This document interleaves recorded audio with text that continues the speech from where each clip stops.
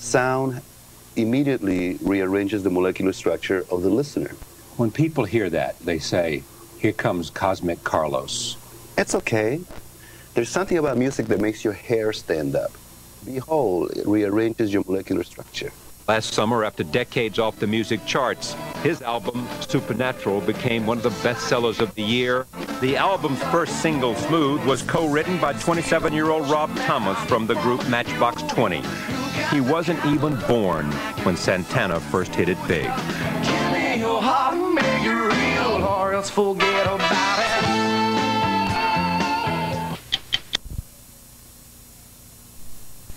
Tomorrow night at the Grammy Awards, one name will loom very large. Santana. His best-selling album, Supernatural, is up for 11 Grammys, capping an extraordinary year and an amazing comeback. 30 years after he first electrified the world at Woodstock, Carlos Santana is back. That he did it is remarkable enough, but it turns out there is much more to his story. When we met him recently, the 52-year-old Santana had some surprising things to say about his life, his work, and a childhood trauma that became the catalyst for his comeback.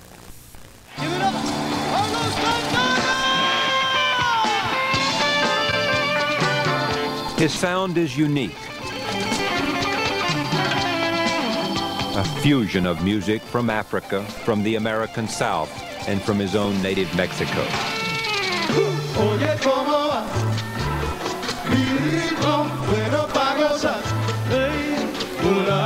He is a product of the 60s. Today, he still talks like a hippie. Cosmic Carlos Santana. Just listen to him. Sound immediately rearranges the molecular structure of the listener. When people hear that, and you've heard this before, they say, "Here comes Cosmic Carlos." Here comes a guy who is so full of this new age stuff. If they equate Cosmic Carlos with something that they don't understand because they're too much in the frequency of meat and potatoes, it's okay. There's something about music that makes your hair stand up. Behold, it rearranges your molecular structure. If Carlos sounds like he's stuck in the 60s, that's part of what hurt him in the 90s. 5 record companies turned him down, seeing him as a relic from Woodstock. Then, his old friend and mentor, Clive Davis, the president of Arista Records, agreed to see him. He wanted to see, what is this man about? What does Carlos Santana want to do? You know, and that's when I said I would like to. I can't help myself, you know. I said I want to reconnect the molecules with the light, man, you know. And he's like, okay, you know, it's like, Yes, Carlos. what does this mean? Translate that for me. What he means when he says connect the molecules to the light is in essence that he wanted a radio-friendly album. Clive Davis understands Carlos Santana. But there's something about Carlos when he talks like that, and it's natural. He has the essence of dignity, the essence of grace and spirituality, so that although he'll talk about the molecules and the light, he'll talk also in very sensual terms about his music. And Davis agreed to work with Santana. The result was the album Supernatural. Since its release, it has sold 11 million copies around the world and is now selling 1 million copies a month.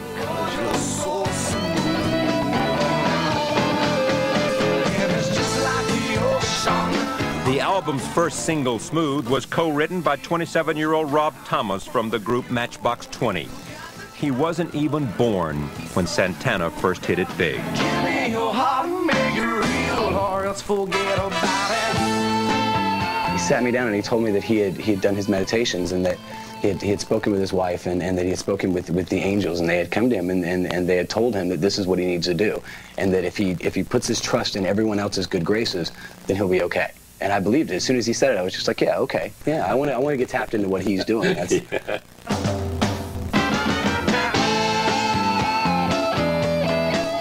What amazes me about him is that he has not had a hit for 30 years. If he had never had Black Magic Woman, if he had never had Oyo Como Va, he would still be out there every night in one of these little clubs out here playing somewhere, and he would still be one of the great musicians that we'd never heard of, but still be there. He would still be Santana, and he would still have his spirit, and he would still have that heart. Come on, put your hands up. For now, though, he's too big to play little clubs. Oh, Maria, Maria.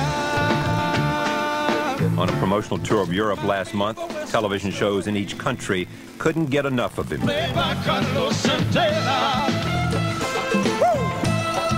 In every city, celebrities beat a path to see him. Supermodel Kate Moss in London, tennis pro Boris Becker in Munich. In Germany, we say wunderbar. Wunderbar, yeah, wunderbar. 30 years after Woodstock, the world, it seems, has rediscovered Santana.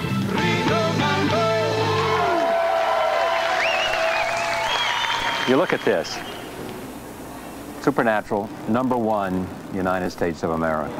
Now there is this thing in the air, which is like you're the hero to people who say, yes, there can be a second act in America. You represent that it can be done, you know, that the world doesn't belong to 17 to 27-year-olds, like they tell you on radio and TV. This is an affirmation that good music can permeate all the hearts. People Órale, que viva Jalisco. What do you say? Viva Jalisco is the state where I was born in Mexico. The streets of Paris are a long way from his roots in Mexico. He was introduced to music, first the violin and then the guitar, by his father. By age 11, young Carlos had begun his professional career, playing for American tourists on the streets of Tijuana. A song, mister, 50 cents a song. That's my mantra. And chiclets, you know, my father brought us this box of chiclets, and he just cracked it in half, and he gave half to my brother, half to me, and he says, don't come back till you sell it. You know, and this is like serious. So, okay, my brother is selling chiclets and shiny shoes, and I'm, you know, selling chiclets and, you know, song, mister, 50 cents a song. Ah, yeah, yeah, yeah, da, da, you know, all that, you know, all in folk Mexican songs.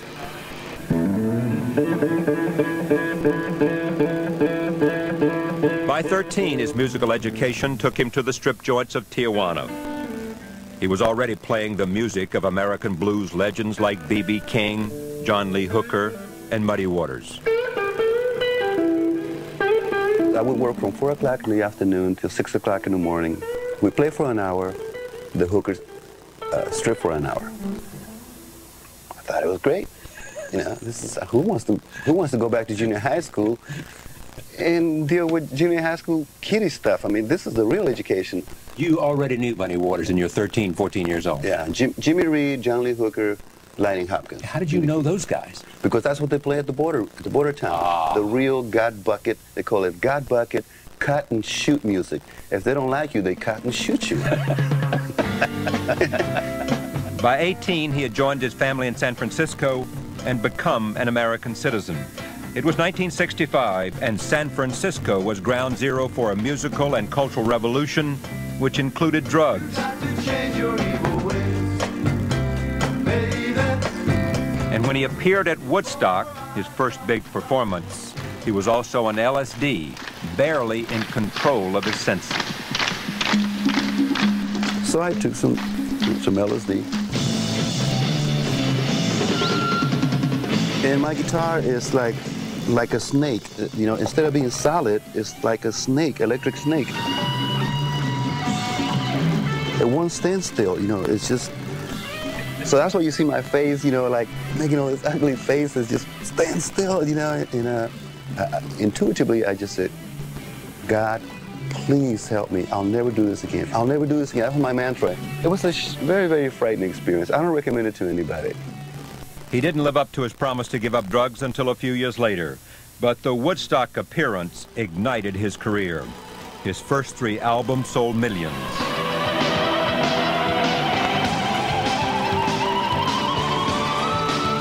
For the next 3 decades, he didn't sell as many records, but he played around the world to packed houses.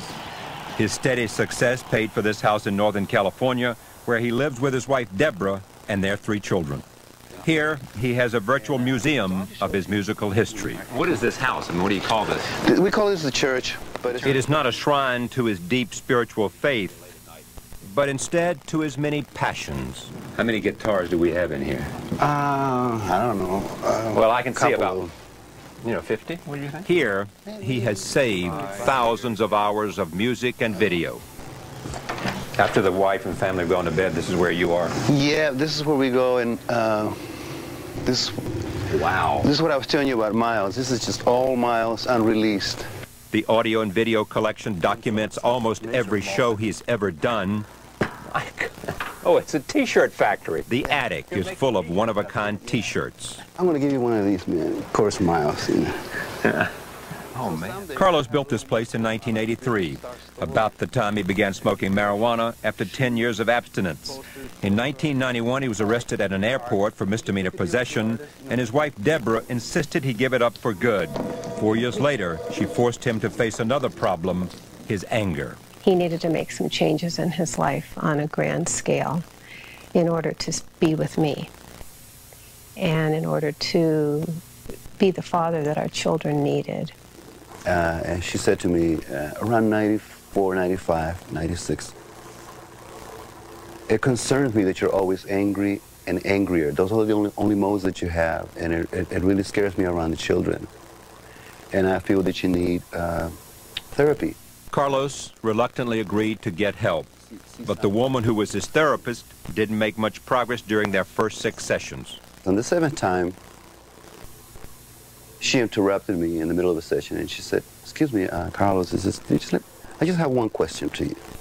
I said, "Go ahead." She goes, "What makes you think or believe that the world wakes up to screw you every morning?" And I was sad. It made me realize that I was thinking wrong like a victim.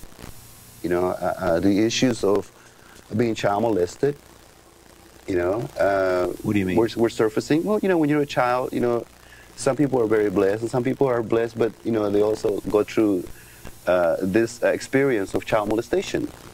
You were angry about the fact that you had been molested? Yes. By? A man. A man. Mm-hmm. More than once? More than, Oh, yeah. It went from 57 to 59. He's never talked about this publicly. Even his wife didn't know the whole story. It's a very, as children say, icky part of your life. Yeah, it's the notion of, the religious notion, if you know the truth, it'll set you free. I'm free. By the grace of the holiest of holiest, I am free from feeling guilt, shame, judgment, condemnment, fear. This was a dramatic change in your life. Yes, absolutely. How so? Because of that is the CD. You know, this is the reward of myself facing my so-called demon.